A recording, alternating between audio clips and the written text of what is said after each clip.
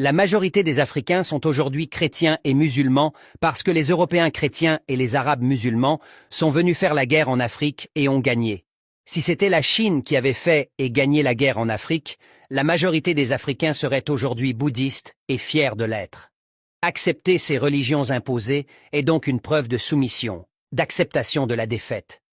Mais si les Africains avaient gagné la guerre, ou si personne n'avait attaqué le continent, la majorité des Africains pratiqueraient toujours leur religion ancestrale sans problème.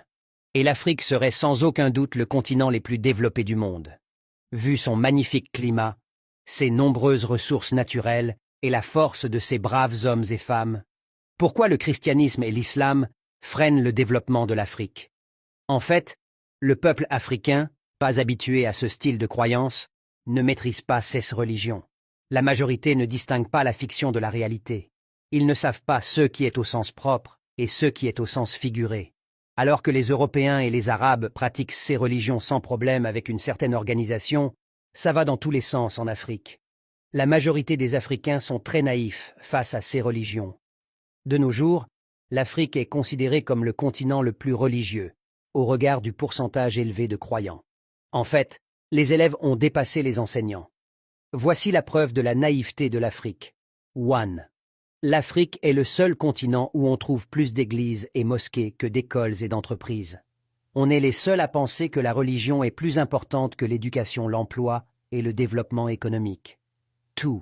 Ces lieux de prière sont 100 fois plus fréquentés que les bibliothèques, les laboratoires. On est les seuls à placer la croyance au-dessus du savoir et au-dessus de la science. 3. Les pasteurs et les imams sont de loin plus nombreux que les médecins. On est les seuls à faire passer la religion avant la santé. 4. Les Africains sont encore les seuls à faire passer la religion avant l'agriculture. 5. Quand les Arabes et les Européens ont un problème, ils trouvent une solution, et quand nous les Africains avons un problème, on laisse à Dieu.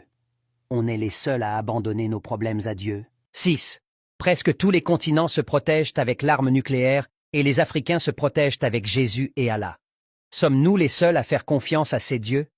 Bref, en observant, en échangeant avec la population, on se rend rapidement compte que la religion passe avant tout sur le continent.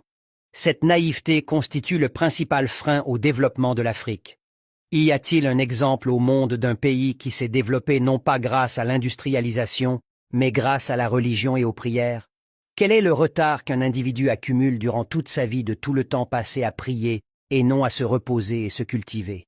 À quoi servira de penser comment l'Afrique va se développer avec des gens aliénés et bornés qui ne pensent qu'au paradis? Qui pense que le bonheur c'est au paradis romain juif ou arabo-musulman? Ça serait une perte de temps. C'est comme ne pas faire la vidange d'un véhicule et se plaindre de l'état du moteur. L'Africain conscient et soucieux du développement de l'Afrique doit faire la paix avec son passé et chercher à connaître la religion de ses ancêtres. Et non, il ne s'agit pas de sorcellerie. C'est toujours le manque de capacité à distinguer la fiction de la réalité qui peut pousser certains à croire que la spiritualité africaine, c'est la sorcellerie.